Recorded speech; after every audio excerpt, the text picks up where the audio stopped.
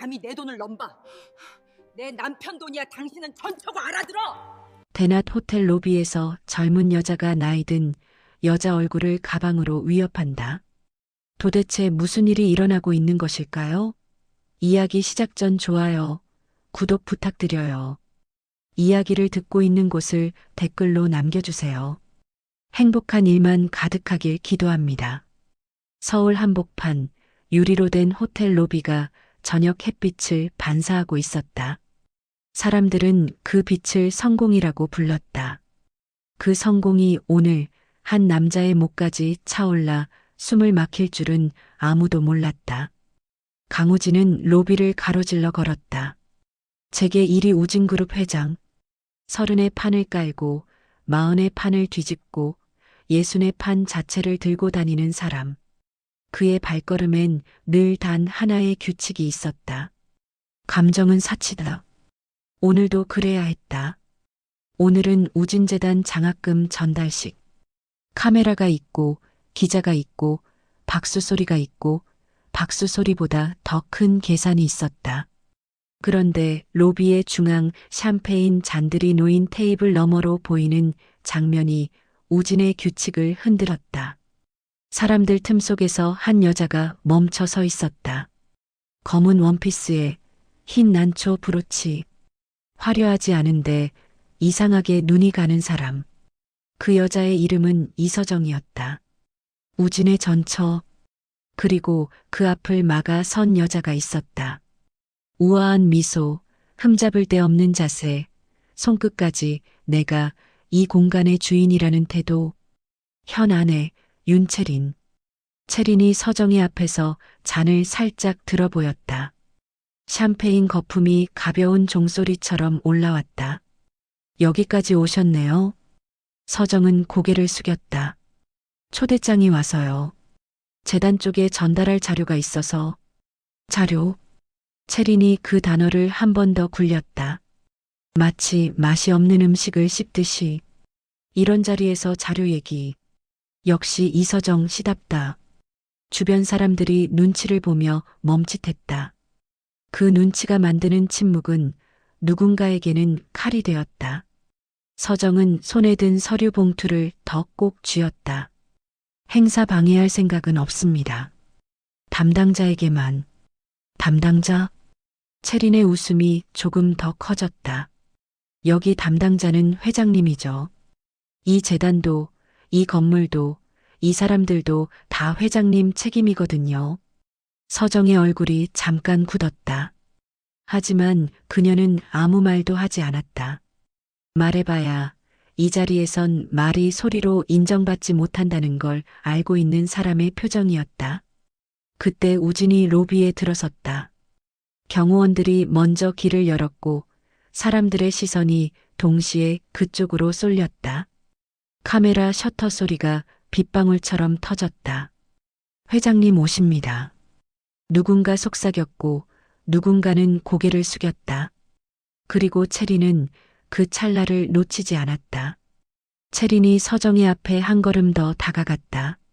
마치 우진에게 당신이 보는 앞에서 내가 누구인지 증명해 보이겠다는 듯이. 이서정 씨. 채린이 낮게 말했다. 주변 소음이 갑자기 작아진 것처럼 들릴 정도로. 여기서 제일 불편한 사람이 누구인지 알아요? 서정이 잠깐 시선을 들었다.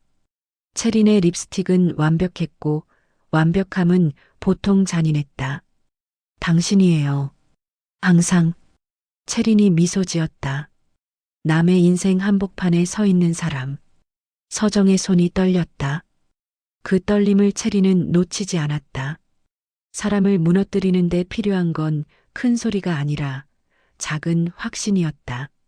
채린이 서정의 봉투를 손끝으로 건드렸다. 툭. 봉투가 바닥으로 떨어졌다. 서류가 몇 장 흘러나왔다. 누군가 숨을 들이켰다. 아하는 소리조차 나오지 않은 아주 얇은 공기. 서정이 무릎을 굽히려는 순간이었다. 그만. 우진의 목소리가 로비를 갈랐다. 낮았다. 그런데 낮아서 더 무서웠다. 우진은 사람들 사이로 걸어와 그 자리에 섰다. 채린과 서정, 두 사람 사이에. 채린이 우진을 올려다봤다. 여보, 내가 뭘. 그만. 우진은 같은 말을 다시 했다. 이번엔 더 짧게. 채린의 미소가 잠깐 흔들렸다. 그 흔들림을 우진은 보지 않는 척하지 않았다. 이제는 그럴 이유가 없었다. 우진이 바닥에 떨어진 봉투를 직접 주었다. 회장이 직접 남의 서류를. 그 장면 하나로 로비가 얼어붙었다. 서정이 당황해서 말했다. 회장님, 제가 치우겠습니다. 우진은 봉투를 서정에게 건네지 않았다. 대신 봉투에서 흘러나온 서류를 한 장 펼쳤다. 제목은 굵은 글씨로 적혀 있었다. 우진재단 장학생 보호 프로그램 제안서. 우진의 눈이 잠깐 멈췄다. 그 문장 아래 서정의 필체로 또 다른 문장이 이어져 있었다. 가정폭력 학대 노출 청소년 긴급 지원. 채린의 눈썹이 미세하게 올라갔다. 아, 이런 걸로 동정심 파는 거구나. 그 말이 끝나기도 전에 우진의 시선이 채린에게 꽂혔다. 차갑고 정확하고 더 이상 참지 않겠다는 눈. 우진이 천천히 말했다. 동정심. 그 단어를 우진이 굴렸다. 당신은 그걸로 사람을 조종했지. 채린이 웃음을 지으려 했다. 여보, 지금 기자들. 기자들? 우진이 고개를 아주 조금 기울였다. 좋네. 오늘은 숨길 생각 없으니까. 주변에서 플래시가 더 거세졌다. 채린의 얼굴이 굳어졌다. 서정은 숨을 삼켰다. 이 장면을 바라보는 게 두려웠다. 하지만 더 두려운 건 이 남자의 목소리가 예전과 같다는 사실이었다. 우진이 서정에게 말했다. 일어나요. 서정이 멈칫했다. 저 괜찮습니다. 괜찮다고 말하는 사람 중에 괜찮은 사람은 없더라고. 우진이 한 박자 쉬고 아주 낮게 덧붙였다. 나도 그랬고. 서정의 눈이 흔들렸다. 채린이 재빨리 끼어들었다. 여보, 당신 지금 무슨 감정에. 우진이 채린을 바라봤다. 그리고 처음으로 로비 한가운데서 감정을 숨기지 않았다. 분노. 딱 그 한 단어. 짧고 단정해서 변명할 틈이 없었다. 우진은 채린에게 손을 내밀었다. 내 핸드폰. 채린이 순간 얼어붙었다. 왜? 지금. 우진의 눈동자가 가라앉았다. 내가 요구하는 건 설명이 아니야. 확인이야. 사람들 사이에서 웅성거림이 번졌다. 회장님이 왜 저러지? 전처가 왜 여기 있어? 현 사모님이 뭘 했길래? 채린의 손이 가방 손잡이를 움켜쥐었다. 그 손끝이 하얗게 질렸다. 서정은 그 모습을 보며 갑자기 이상한 예감이 들었다. 오늘 이 자리에서 무너지는 건 자존심 하나가 아닐지도 모른다고. 우진이 마지막으로 말했을 때 그의 목소리는 아주 조용했다. 윤채린, 당신이 오늘 건드린 건 내 전처가 아니야. 우진이 서정 쪽으로 시선을 옮겼다. 내가 15년 동안 못 지킨 사람이야. 로비의 공기가 바뀌었다. 빛나는 성공의 냄새가 아니라 오래된 진실이 드러나기 직전의 냄새. 서정은 아무 말도 못했다. 우진은 이미 결심한 사람의 걸음으로 서정의 옆에 섰다. 그리고 그 순간 채린의 눈빛이 바뀌었다. 아, 결국 이렇게 되는구나. 그 말은 끝이 아니라 시작이었다. 오늘 밤 이 세 사람의 세계는 다시 쓰일 것이다. 로비의 공기는 여전히 얼어붙어 있었다. 하지만 사람들의 숨은 다시 움직이기 시작했다. 속삭임, 시선, 계산. 이곳은 감정이 허용되지 않는 공간이었다. 단 하나의 예외만 빼고 강우진. 그는 여전히 서 있었다. 전처 이서정의 바로 옆에서 현 아내 윤채린을 정면으로 바라본 채 윤채린. 이름을 부르는 방식이 달라졌다. 부부 사이의 호칭이 아니라 판결을 내리기 직전의 부름이었다. 체리는 웃으려 했다. 아니, 웃어야 했다. 이 자리에선 그게 살아남는 방식이었으니까. 여보, 여기서 이러는 게 문제라면. 우진이 말을 끊었다. 처음부터 여기서 이러지 말았어야지. 체린의 미소가 굳었다. 서정은 아무 말도 하지 않은 채 그들의 대화를 한 발짝 떨어진 곳에서 듣고 있었다. 이 장면의 주인공이 자신이라는 사실이 오히려 가장 견디기 어려웠다. 우진이 말했다.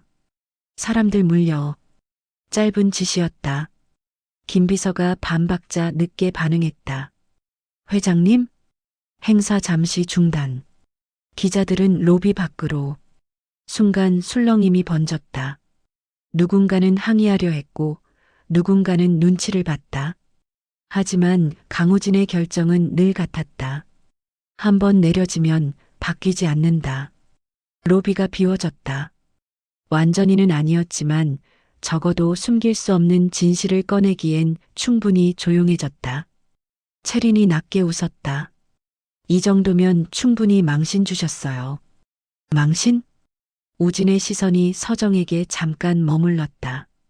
망신이라는 단어, 이서정 씨 앞에서 쓰지 마. 서정의 손끝이 미세하게 떨렸다. 체리는 그걸 봤다. 그래서 더 웃었다. 아직도 보호해 주는 거예요? 이제 와서?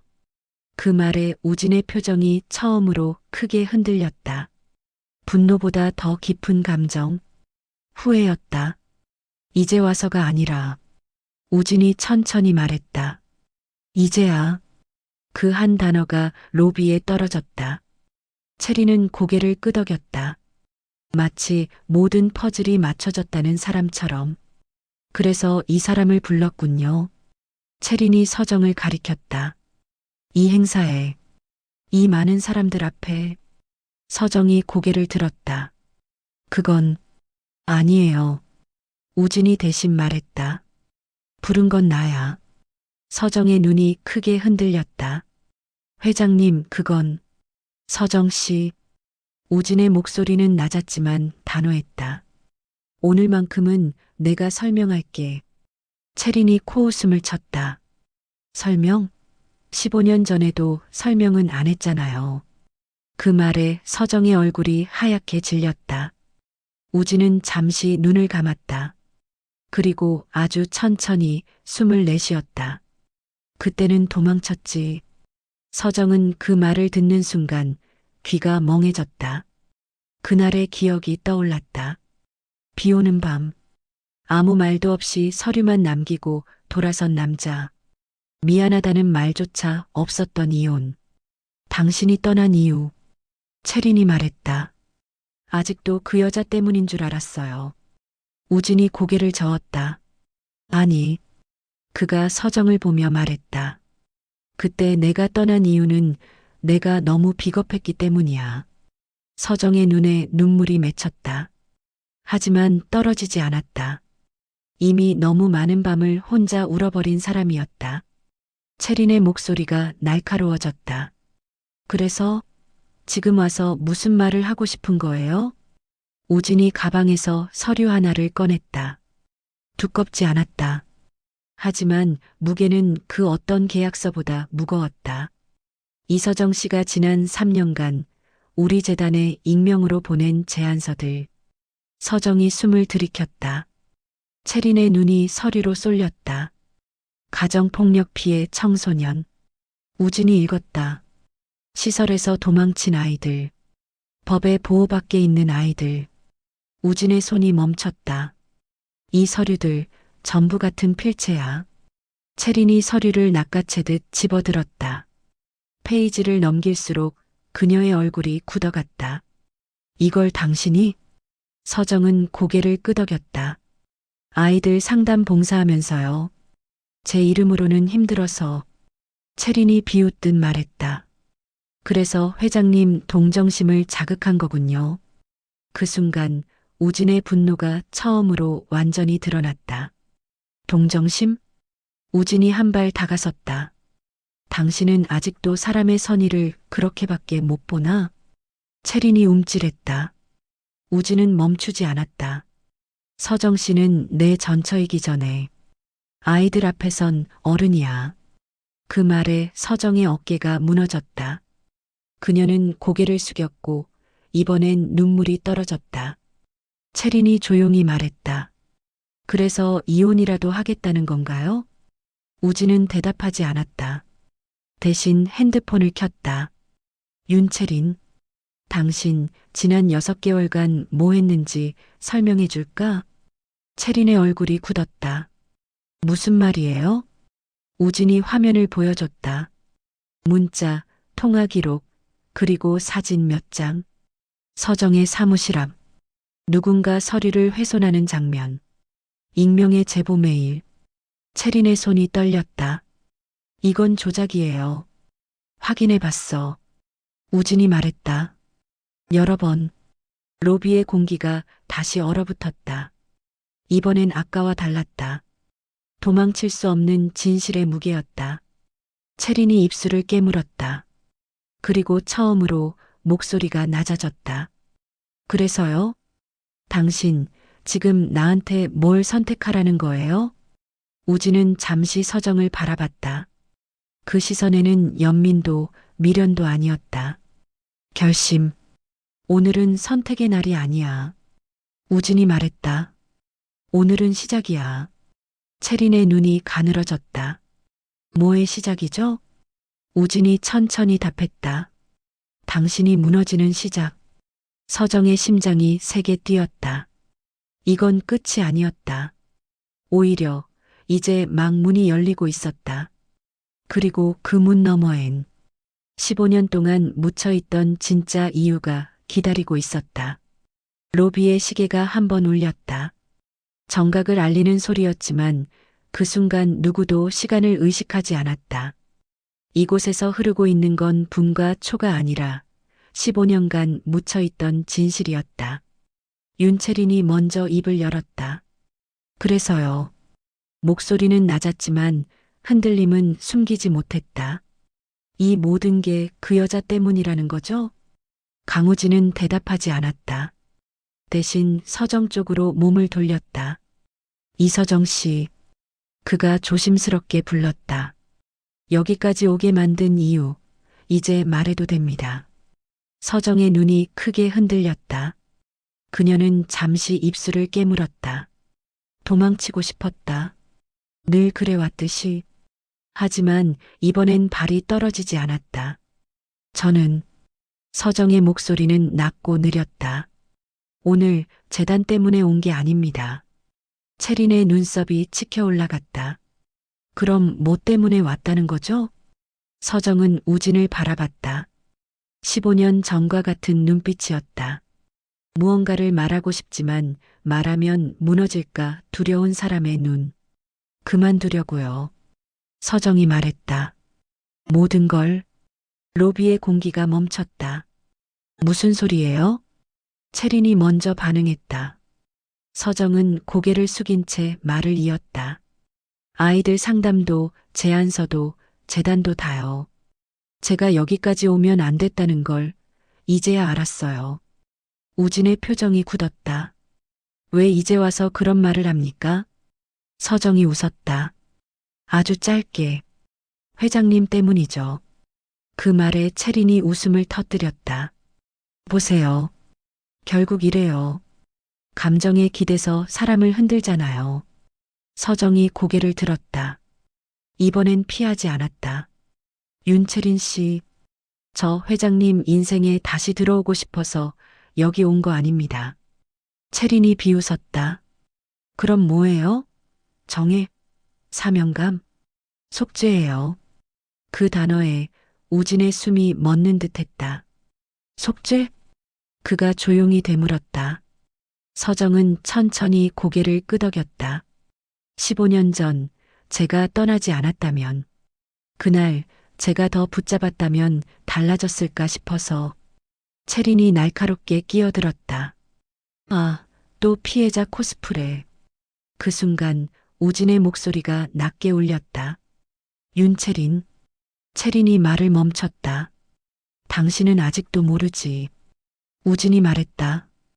이 사람이 왜 떠났는지 서정의 손이 꽉 쥐어졌다. 그녀는 고개를 저었다. 말하지 마세요. 하지만 우진은 멈추지 않았다. 그날 내가 당신에게 이혼 서류를 남기고 나간 날 서정의 눈이 감겼다. 하지만 우진은 끝까지 말했다. 윤채린, 당신 아버지 회사 기억나지? 채린의 표정이 처음으로 변했다. 왜 그 얘기를? 그 회사. 우진의 눈이 차갑게 가라앉았다. 분식회계로 무너질 뻔했지. 서정의 눈이 번쩍 떠졌다. 그녀는 처음 듣는 이야기였다. 그때 누가 대신 책임졌는지 알아? 우진의 시선이 서정에게 향했다. 이서정 씨야. 채린의 얼굴이 하얗게 질렸다. 무슨 말도 안 되는 소리. 당신 아버지 회사의 내부 고발자.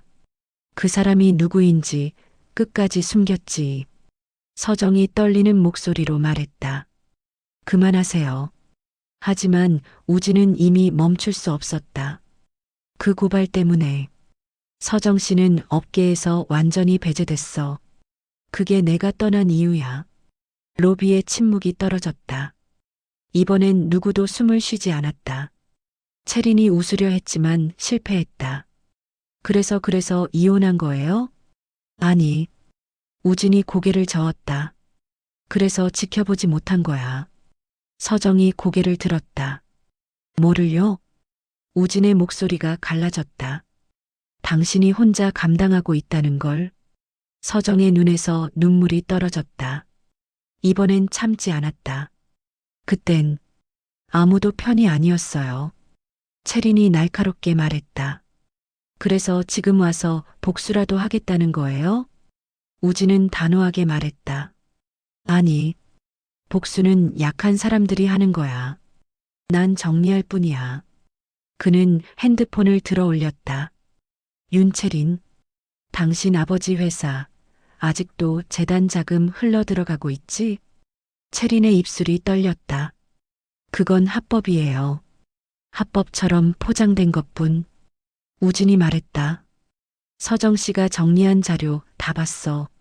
서정이 고개를 저었다. 저는 그걸 회장님께. 알아. 우진이 말을 끊었다. 그래서 내가 여기까지 온 거야. 그는 채린을 똑바로 바라봤다. 오늘 밤, 이 일은 끝나지 않아. 채린의 눈에 처음으로 두려움이 스쳤다. 당신 설마. 우진은 대답 대신 마지막 말을 남겼다. 15년 전엔 내가 도망쳤지. 이번엔 안 도망친다. 서정은 그 말을 듣는 순간 알았다. 이제 정말로 되돌릴 수 없다는 걸. 로비의 문이 열리고 바깥 공기가 스며들었다. 차갑고 현실적인 공기. 이 밤이 끝나면 누군가는 모든 걸 잃고 누군가는 오래된 죄책감에서 풀려나며 누군가는 다시 선택해야 할 것이다. 그리고 그 선택의 대가는 생각보다 훨씬 잔인할 것이다. 윤채리는 웃고 있었다. 아니, 웃으려 애쓰고 있었다는 말이 더 정확했다. 재밌네요. 그녀가 말했다. 지금 이 상황, 마치 내가 악역이고 두 분은 정의의 편인 것처럼. 강우진은 대답하지 않았다. 그의 침묵은 늘 그랬듯 상대를 더 불안하게 만들었다. 채리는 그 침묵을 견디지 못했다. 그래요, 인정할게요. 서류 몇 개 손뗀 적 있어요. 재단 자금 흐름도 조금 조정했고요. 서정의 눈이 크게 흔들렸다. 조정이라고요? 채린이 고개를 끄덕였다. 이 바닥에선 다 그렇게 불러요. 횡령도 배임도. 이름만 바꾸면 합법처럼 보이거든. 우진의 시선이 차갑게 내려앉았다. 그래서 아이들 지원금까지 건드렸나? 채린의 웃음이 멎었다. 잠깐의 정적. 그리고 그녀는 어깨를 으쓱했다. 그 돈이 사라진다고 세상이 무너지진 않잖아요. 어차피 그 아이들, 사회가 책임질 생각도 없고. 그 말이 떨어지는 순간 서정의 얼굴에서 모든 감정이 사라졌다. 그 아이들 중에요. 서정이 처음으로 채린을 똑바로 바라보며 말했다. 매일 밤 집에 못 들어가는 아이도 있고 폭력 때문에 도망친 아이도 있어요. 채린이 피식 웃었다. 그래서요? 불쌍하니까 봐줘야 해요? 서정은 고개를 저었다. 불쌍해서가 아니에요. 어른이니까요. 그 말에 우진의 눈빛이 잠시 흔들렸다. 그는 처음으로 깨달았다. 이서정은 여전히 자신보다 훨씬 단단한 사람이었다는 걸. 채린이 한 걸음 앞으로 나왔다. 어른? 어른이면 이렇게 감정에 휘둘리면 안 되죠. 그녀는 우진을 향해 몸을 돌렸다. 여보, 아니 회장님. 그 호칭이 일부러 바뀌었다. 이혼하고 싶으세요? 채린이 말했다. 그럼 해요. 대신 조건은 내가 정할게요. 우진의 눈이 가늘어졌다. 무슨 조건이지? 채린은 가방에서 서류 하나를 꺼냈다. 이미 준비되어 있던 것처럼 주저함이 없었다. 이서정 씨, 재단 자문직에서 완전히 손 떼는 거예요. 그리고 오늘 있었던 일 전부 없던 걸로. 서정의 숨이 멎었다. 그건 대신 채린이 말을 이었다. 이혼은 조용히. 언론도 검찰도 아무도 모르게. 우진이 낮게 웃었다. 이제 와서 협상?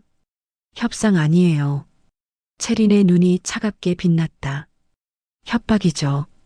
로비의 공기가 다시 조여왔다. 서정은 고개를 숙였다.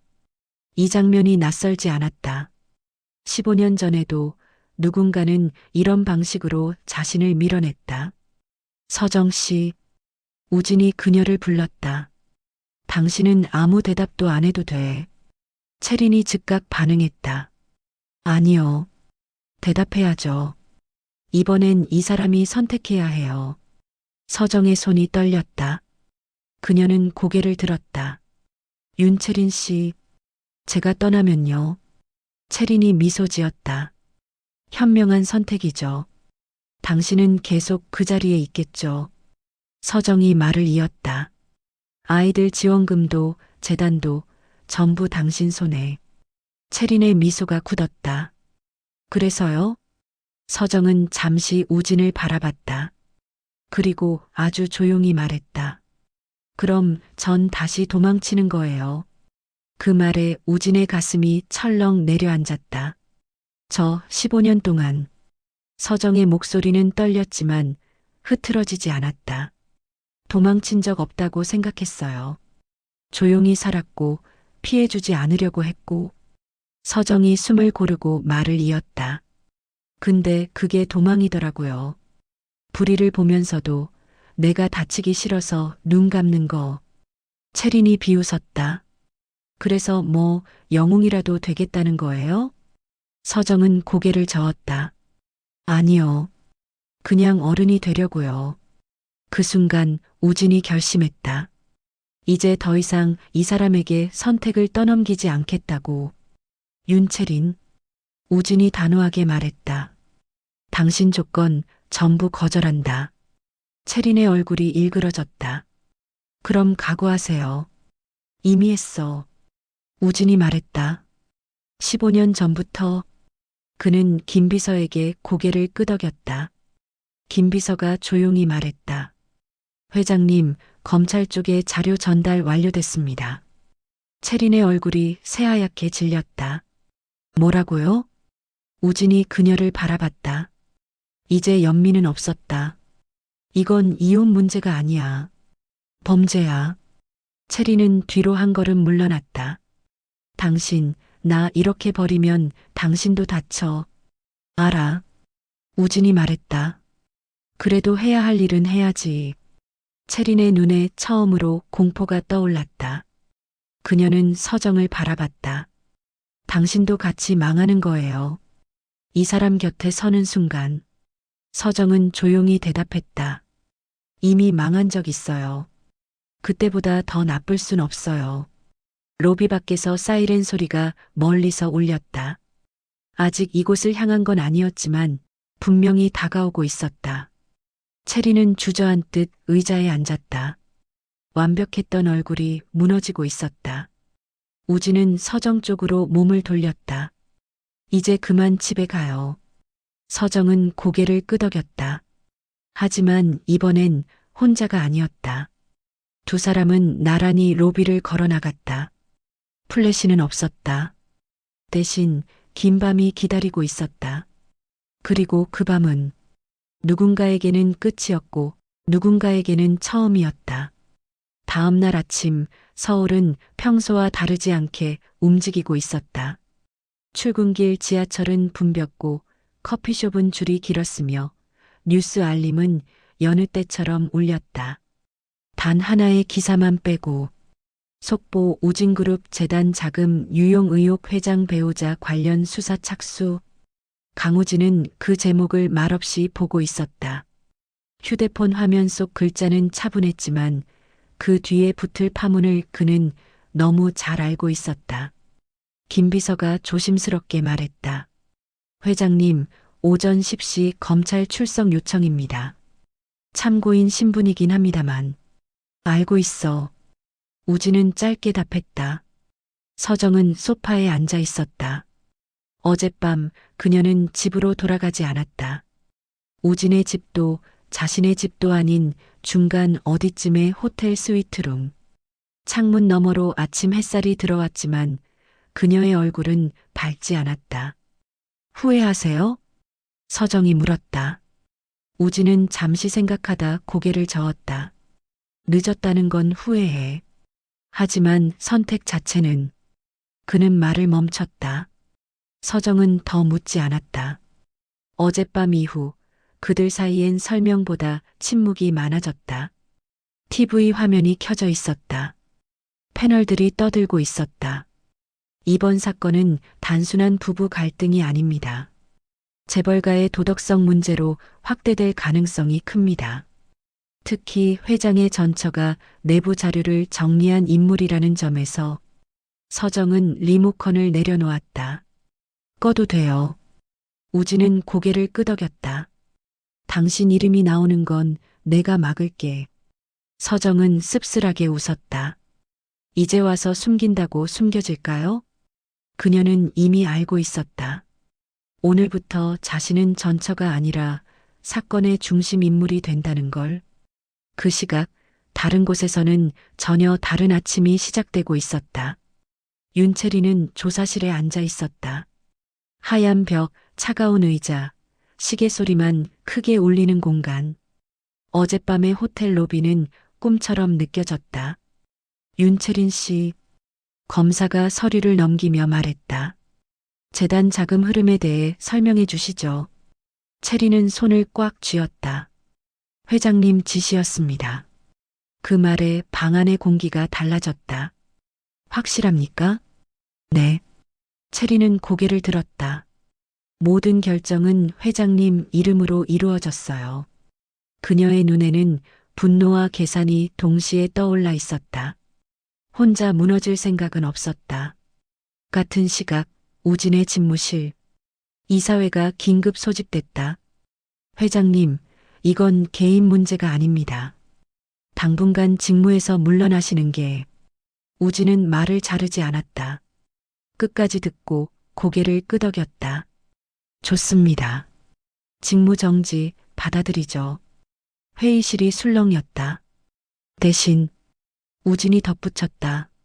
재단과 그룹의 분리는 지금 당장 진행합니다. 그리고 이사회 전원, 자금 흐름 전수조사에 협조하세요.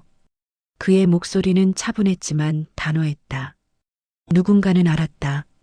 이건 물러남이 아니라 정리의 시작이라는 걸. 서정은 그 소식을 뉴스로 접했다. 회장, 자진 직무 정지. 그 문장을 읽는 순간 가슴이 철렁 내려앉았다. 왜 그렇게까지? 그녀가 중얼거렸다. 우진은 그녀를 바라봤다. 이번엔 나 혼자 책임질 차례야. 저 때문에. 서정의 말이 떨렸다. 아니. 우진이 고개를 저었다.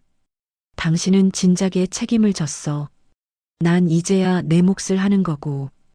그날 오후 서정의 휴대폰이 울렸다. 익숙하지 않은 번호였다. 이서정 씨죠? 낮고 단정한 목소리. 저는 검찰 쪽입니다. 참고인 조사 관련해서. 서정은 눈을 감았다. 올게 왔다는 표정이었다. 조사실에서 그녀는 담담했다. 자료를 정리한 이유, 익명으로 제안서를 보낸 이유, 그리고 왜 끝까지 이름을 숨겼는지. 그냥, 서정은 말했다. 아이들한테는 어른이 필요하니까요. 조사를 마치고 나오자 기자들이 몰려 있었다. 플래시가 쏟아졌다. 전처로서 이번 사태에 대해 한 말씀. 서정은 아무 말도 하지 않았다. 대신 고개를 숙여 인사하고 자리를 떴다. 그 장면은 저녁 뉴스에 그대로 나왔다. 침묵으로 답한 전처. 그날 밤 우진은 혼자 사무실에 남아 있었다. 책상 위에는 오래된 사진 한 장이 놓여 있었다. 젊은 시절의 자신과 서정. 그는 사진을 뒤집었다. 그리고 처음으로 혼잣말처럼 말했다. 이제 시작이구나. 서정은 창가에 서 있었다. 도시의 불빛이 흔들리고 있었다. 회장님. 그녀가 조심스럽게 불렀다. 앞으로 어떻게 되는 걸까요? 우진은 잠시 생각하다 말했다. 아마 쉽진 않겠지. 우릴 좋게 보지 않는 사람도 많을 거고. 서정은 고개를 끄덕였다. 그래도요. 그녀는 우진을 바라봤다. 이번엔 도망치지 않을 거예요. 우진은 아무 말도 하지 않았다. 대신 아주 천천히 고개를 끄덕였다. 바깥에서는 또 다른 뉴스가 시작되고 있었다. 윤채린의 구속 여부, 우진그룹의 향방, 그리고 이서정이라는 이름. 폭풍은 이제 막 중심에 들어서고 있었다. 하지만 적어도 이번엔 누군가 혼자 버티지 않아도 되는 밤이었다. 법원 앞 계단은 늘 그렇듯 차가웠다. 대리석 위로 아침 햇빛이 내려앉았지만 그 빛은 위로가 되지 않았다. 사람들은 모였고 카메라는 켜졌고 질문은 준비되어 있었다. 강우진은 검은 정장을 입고 계단을 올랐다. 넥타이는 매지 않았다. 굳이 그럴 필요가 없었다. 오늘 그는 회장이 아니라 피고도 참고인도 아닌 당사자였다. 회장님, 혐의 인정하십니까? 전처 분과의 관계가 이번 사태와 연관이. 질문이 쏟아졌지만 우진은 멈추지 않았다. 그의 시선은 오직 정면, 법정의 문에 고정되어 있었다. 조금 뒤 다른 차량에서 윤채린이 내렸다. 수갑은 없었다. 아직은. 하지만 그녀의 얼굴에는 분명히 끝이 가까운 사람의 기색이 묻어 있었다. 그녀는 우진을 봤다. 한때 남편이었던 남자. 그리고 지금은 자신을 이 자리로 데려온 사람. 이렇게까지 할 줄은 몰랐어요. 채린이 낮게 말했다. 우진은 그녀를 바라보지 않았다. 난 처음부터 말했어. 도망치지 않겠다고. 채린은 웃었다. 그래서요? 당신은 영웅이 됐고 난 악녀가 됐네요. 영웅은 없어. 우진이 말했다. 책임만 있을 뿐이지. 그 말에 채린의 웃음이 멎었다. 법정 안. 공기는 무겁고 정돈되어 있었다. 판사는 서류를 넘겼고 검사는 차분했다. 본 사건의 핵심은 재단 자금의 불법 유용 여부입니다. 그리고 그 과정에서 행사된 영향력. 윤채린은 고개를 들었다. 영향력은 회장님이 행사하신 겁니다. 방청석이 술렁였다. 기자들의 펜이 동시에 움직였다. 검사가 물었다. 피고인은 회장의 지시를 받았다는 주장입니까? 채린은 잠시 침묵했다. 그 침묵 속에서 많은 계산이 오갔다. 네. 그녀가 말했다. 모든 결정은 회장님의 이름으로 이루어졌습니다. 서정은 방청석 뒤편에 앉아 있었다. 그 말을 듣는 순간 손이 꽉 쥐어졌다. 우진은 고개를 숙였다. 그건 사실입니다. 순간 법정이 조용해졌다. 자금의 최종 책임자는 저입니다. 우진의 목소리는 흔들리지 않았다. 하지만 유용의 실행과 은폐는 제 의사가 아니었습니다. 채린이 그를 바라봤다. 처음으로 눈에 당황이 스쳤다. 검사가 물었다. 그렇다면 피고 윤채린 씨의 단독 범행이라는 뜻입니까? 우진은 고개를 저었다. 아니요. 감독하지 못한 제 책임입니다. 그 말은 스스로를 보호하지 않는 선택이었다. 방청석이 다시 술렁였다. 재판은 길어졌다. 자료, 증언, 계좌 흐름. 그리고 마침내 이서정의 이름이 불렸다. 증인 이서정 씨. 서정은 천천히 일어났다. 법정으로 걸어나가는 발걸음이 무거웠다. 하지만 그녀는 멈추지 않았다. 증인은 재단 관련 자료를 정리한 사실이 있습니까? 네. 그 과정에서 불법을 발견했습니까? 서정은 잠시 숨을 골랐다. 그리고 말했다. 발견했습니다. 그리고 외면하지 않았습니다. 채린의 시선이 서정에게 꽂혔다. 날카로웠다. 검사가 물었다. 왜 익명으로 제보했습니까? 서정은 고개를 들었다. 제 이름이 중요하지 않았기 때문입니다. 아이들이 먼저였어요. 그 말에 방청석의 공기가 달라졌다. 누군가는 고개를 숙였고 누군가는 메모를 멈췄다. 채린이 갑자기 웃었다. 참 감동적인 이야기네요. 판사가 제지했다. 피고인 발언 삼가십시오. 채린은 고개를 끄덕였다. 하지만 그녀의 눈은 서정을 떠나지 않았다. 재판이 잠시 휴정에 들어갔다. 복도에서 우진과 서정이 마주섰다. 미안합니다. 우진이 말했다. 여기까지 오게 해서. 서정은 고개를 저었다. 누군가는 해야 할 일이었어요. 그래도 우진이 말을 잇지 못했다. 그때 채린이 다가왔다. 두 분 참 잘 어울려요. 서정이 채린을 바라봤다. 이제 그만하세요. 채린은 씁쓸하게 웃었다. 난 이미 끝났어요. 근데요, 하나만 묻죠. 그녀가 우진을 봤다. 당신 후회해요? 우진은 잠시 침묵했다. 그리고 말했다. 아니, 다만 너무 늦었을 뿐. 그 말에 채린의 얼굴이 굳었다. 그녀는 아무 말 없이 돌아섰다. 그날 저녁 뉴스는 달라졌다. 헤드라인이 바뀌었다. 단독 전처 증언, 재단 자금 유용 실체 드러나. 강우진 회장, 책임 인정 여론 결단 평가. 사람들은 이제 다른 이야기를 하기 시작했다. 누가 나쁜지보다 누가 책임지는지에 대해. 윤채리는 구치소 면회실에 앉아 있었다. 유리 너머로 변호사가 앉아 있었다. 선택하셔야 합니다. 공범으로 남을지 진실을 말할지. 채리는 유리를 바라봤다. 그 너머엔 아무것도 없었다. 전부 말하면. 그녀가 물었다. 난 어떻게 되죠? 실형은 피하기 어렵습니다. 하지만 양형은 달라질 수 있습니다. 채리는 눈을 감았다. 그리고 아주 낮게 말했다.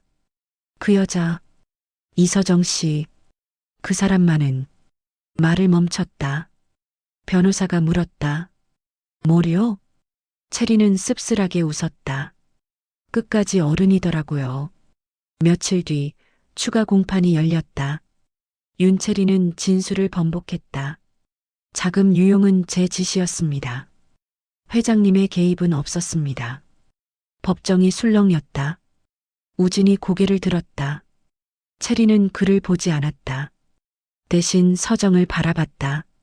짧은 눈빛, 질투도 분노도 아닌 패배의 인정이었다.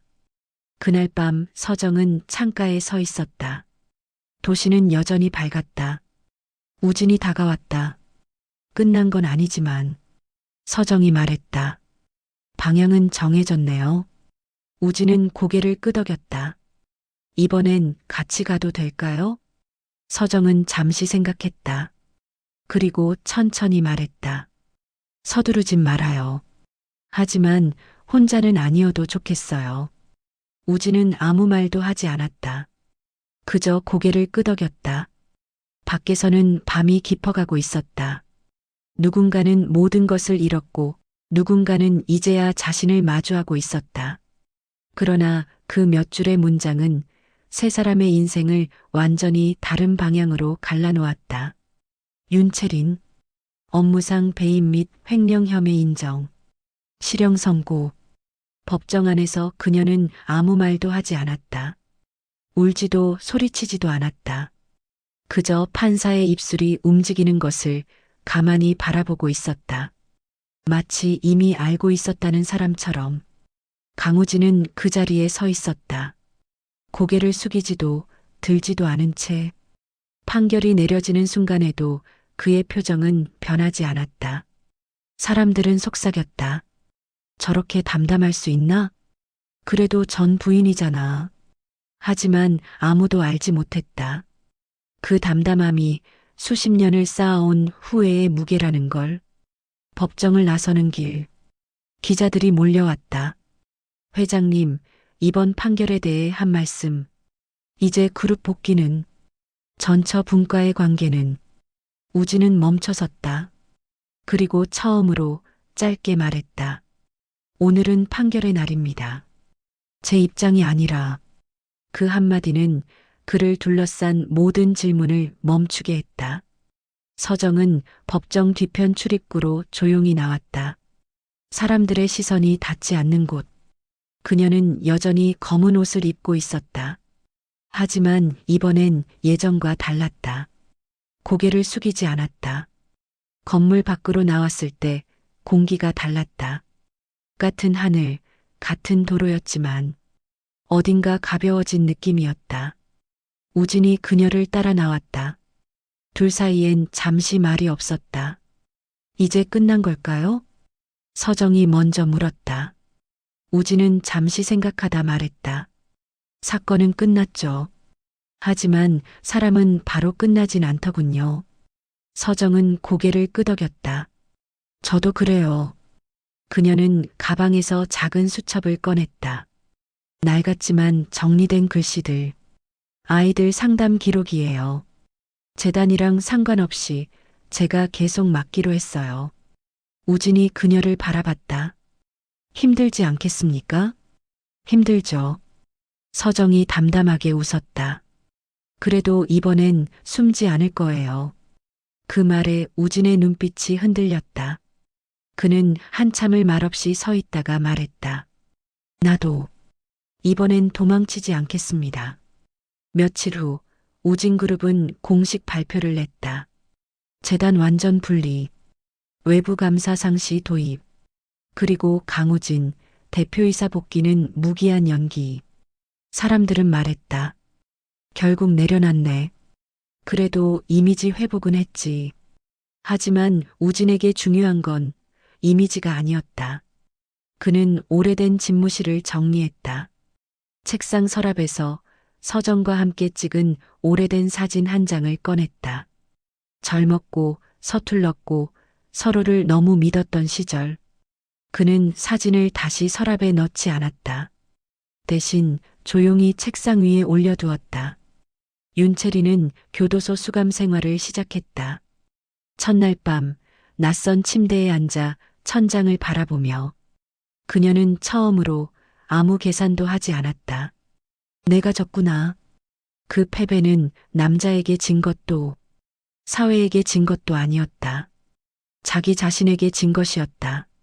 며칠 뒤 그녀는 면회실에서 한 통의 편지를 받았다. 보낸 사람 이서정. 짧은 편지였다. 아이들은 잘 지내고 있어요. 당신이 했던 일까지 용서할 수는 없지만 당신이 끝까지 진실을 말한 선택은 기억하겠습니다. 체리는 편지를 접었다. 그리고 처음으로 고개를 숙였다. 그날 이후 그녀는 변호사를 부르지 않았다. 가명 요청도 하지 않았다. 그저 주어진 시간을 받아들였다. 서정은 작은 상담 공간을 열었다. 재단의 이름도 우진의 이름도 없는 곳. 아이들은 그녀를 선생님이라고 불렀다. 그 호칭이 그녀에겐 어떤 직함보다 무거웠다. 어느 늦은 오후 상담을 마치고 나오는데 익숙한 차 한 대가 길가에 서 있었다. 우진이었다. 여기서 기다리면 실례일까봐. 그가 말했다. 서정은 잠시 웃었다. 아니에요. 둘은 천천히 걸었다. 예전처럼 나란히, 그러나 더 조심스럽게. 우진이 말했다. 꼭 이름을 정해야 할까요? 서정은 잠시 생각하다 고개를 저었다. 아니요. 지금은 그냥 사람으로. 우진은 고개를 끄덕였다. 그게 더 어렵겠죠. 그래서 의미 있죠. 해가 기울고 있었다. 도시는 여전히 바빴고 세상은 이들의 이야기를 이미 다음 뉴스로 넘기고 있었다. 하지만 이들에게는 이제야 비로소 자기 이름으로 사는 시간이 시작되고 있었다. 계절이 바뀌었다. 도시는 늘 그랬듯 아무 일도 없었던 얼굴로 움직였다. 사건은 기사에서 사라졌고 사람들은 다음 이야기로 옮겨갔다. 강우진의 이름도 이서정의 이름도 이제는 더 이상 속보가 아니었다. 아침 햇살이 작은 상담실 창으로 들어왔다. 서정은 창문을 열어 환기를 시켰다. 아이들이 오기 전 늘 하던 일이다. 책상 위에는 색연필이 정리되어 있었고 한쪽 벽에는 아이들이 그린 그림들이 붙어 있었다. 집, 사람, 그리고 커다란 나무. 선생님, 아이 하나가 문을 열고 들어왔다. 서정은 미소 지었다. 오늘은 어떤 이야기 하고 싶니? 아이의 대답은 길지 않았다. 하지만 서정은 끝까지 들었다. 중간에 끊지 않았다. 누군가의 이야기를 끝까지 들어주는 건 그녀가 스스로에게 약속한 방식이었다. 상담이 끝난 오후 서정은 조용히 불을 끄고 나왔다. 문을 잠그는 순간 휴대폰이 울렸다. 강우진이었다. 지금 통화 괜찮을까요? 서정은 잠시 화면을 바라보다가 짧게 답했다. 네. 우진의 목소리는 차분했다. 오늘 재단 이사회가 끝났습니다. 어떻게 됐어요? 완전히 손을 뗐어요. 이제 정말 내 이름은 거기에 없습니다. 서정은 잠시 말이 없었다. 그 말의 무게를 알고 있었기 때문이다. 잘하셨어요. 그녀가 말했다. 이제 우진이 말을 멈췄다. 난 뭘 하면 될까요? 서정은 천천히 걸으며 대답했다. 그건 저도 잘 모르겠어요. 근데 하나는 분명해요. 뭔데요? 회장님은 이제 선택할 수 있는 사람이에요. 의무가 아니라. 우진은 그 말을 오래 곱씹었다. 그럼 오늘 저녁 밥 한 끼 어떻습니까? 서정은 걸음을 멈췄다. 거절도 승낙도 아닌 침묵. 부담 갖지 않으셔도 됩니다. 우진이 덧붙였다. 약속도 결론도 없이. 서정은 창밖을 바라봤다. 퇴근길 사람들이 분주했다. 각자 자기 삶으로 돌아가고 있었다. 좋아요. 그녀가 말했다. 근데 일찍은 아니고요. 우진이 웃는 소리가 전화 너머로 들렸다. 기다리겠습니다. 저녁은 소박했다. 화려한 레스토랑도 프라이빗 룸도 아니었다. 골목 안작은 식당. 서정은 그런 선택이 마음에 들었다. 두 사람은 마주 앉았지만 예전처럼 과거를 꺼내지 않았다. 어디가 아팠는지, 누가 더 힘들었는지 그런 이야기는 하지 않았다. 대신 사소한 이야기들. 요즘 아이들이 좋아하는 게 뭔지 아세요? 아직도 별자리요. 의외네요. 그래서 재밌어요. 웃음은 많지 않았지만 침묵이 불편하지도 않았다. 식사가 끝날 즈음 서정이 조용히 말했다. 우린 말을 멈췄다. 우진이 기다렸다. 우린 다시 시작한다고 말하진 말아요. 그 말이 너무 많은 기대를 만들 것 같아서 우진은 고개를 끄덕였다. 그럼 그냥 서정이 말을 이었다. 같이 걷는 걸로. 그 말에 우진의 표정이 아주 미세하게 변했다. 안도도 기쁨도 아닌 허락받은 사람의 조심스러움. 알겠습니다. 그가 말했다. 며칠 후 서정은 편지 한 통을 받았다. 발신인은 교도소 윤채린이었다. 짧은 글. 당신에게 빚을 졌다는 말은 하지 않겠습니다. 다만 당신처럼 끝까지 도망치지 않은 사람을 처음 보았습니다. 그 사실은 기억하겠습니다. 서정은 편지를 접어 책상 서랍에 넣었다. 답장은 쓰지 않았다. 그게 그녀가 할 수 있는 전부였다. 시간은 흘렀다. 우진은 강연 요청을 받기 시작했다.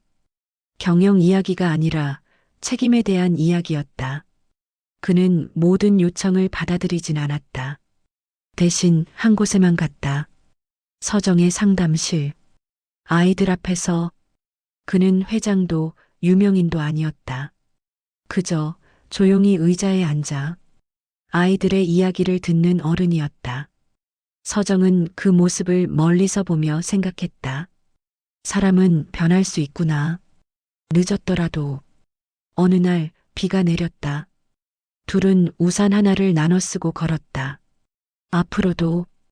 우진이 말했다. 쉽지 않겠죠? 서정은 고개를 끄덕였다. 네. 근데 혼자보단 낫겠죠. 우진은 잠시 멈춰섰다. 그리고 말했다.